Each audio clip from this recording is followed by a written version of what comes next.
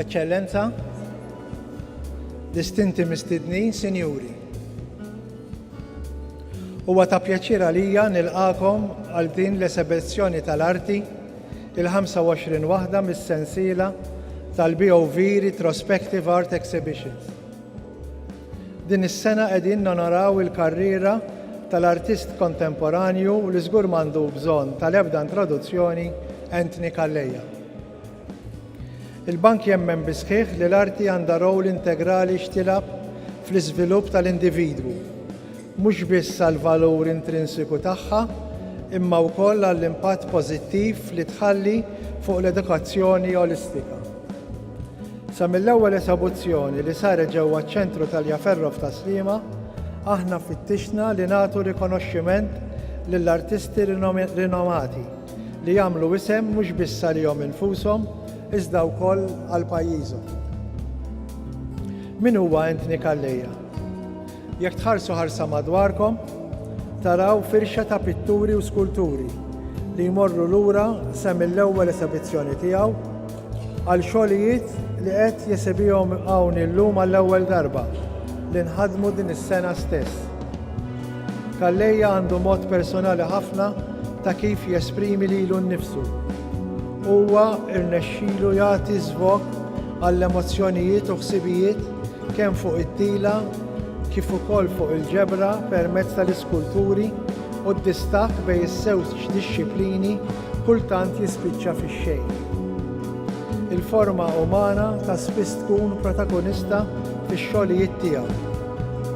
U Calleja ħafna drabi jasal biex juża wiċċu kważi bħala estensjoni tat-tila.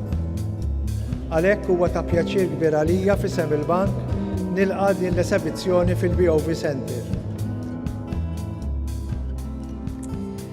Good evening to you all, distinguished guests, family, friends. Thank you so much for being here. I know it means a lot, both to Anton and to myself.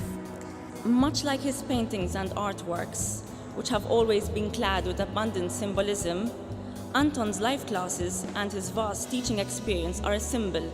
They are representative of his artistic career, and I'll explain why.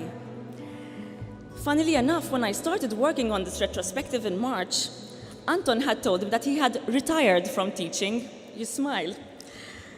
And his intention was to dedicate more time to painting, to his family, and to his preferred sport, which was sailing, which is sailing.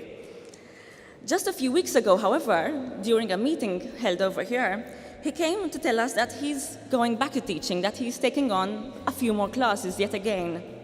He couldn't refuse, but actually I think that he wouldn't refuse, because such is his dedication, his commitment, and his sense of responsibility towards shaping young minds. He, more than anyone I know, has always recognized the importance of the imagination and the need to instill a sense of awe and enthusiasm in tomorrow's creatives, of providing them with an opportunity and an alternative means of expressing themselves.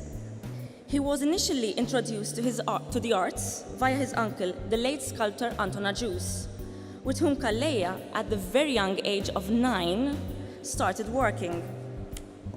He became his studio hand, an apprentice and an assistant in Ajus's highly active workshop for several years. It was actually not until Anton was in his 20s that he stepped into the environment of the Malta Government School of Art.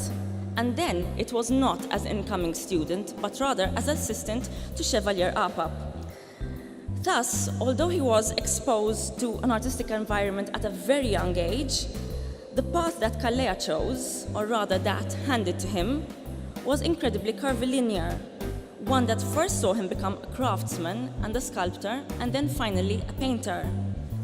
In the 8 years in which he taught young and old alike, he built a small yet close-knit community of artists, many of whom are here tonight, with whom he still works on projects and with whom he still paints on occasions. But why am I saying all this?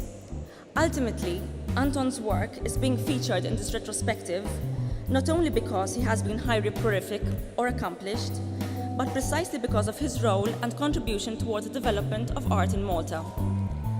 I may have started out as a student, however, over the past few months, during the many meanderings of this vast project, our relationship can now be likened to a creative collaboration.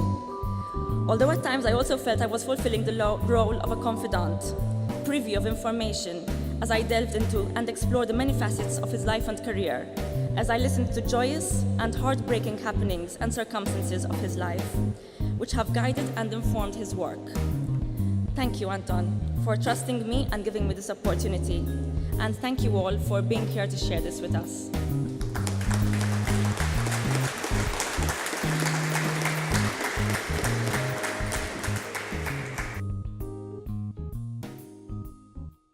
Chairman, Anton, u naturalment il-bib kollha tiegħu u naturalment ukoll il-bib tal-Bank of Valletta.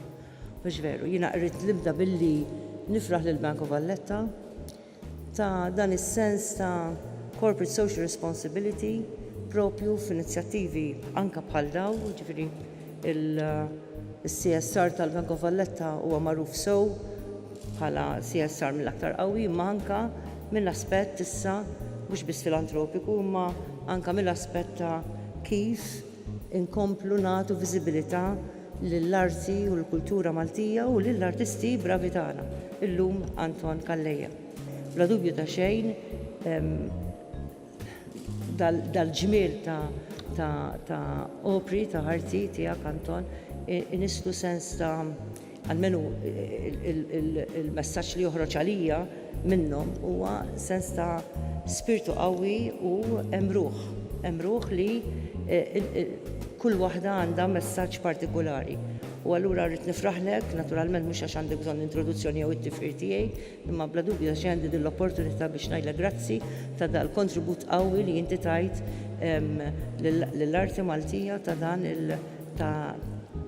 kontribut qawwi li tajt lill-arti Maltija imma wkoll ta' din il-viżibilità sabiħa ta' dat talent kbir Malti tiegħek. Grazzi tassew minn qalbi.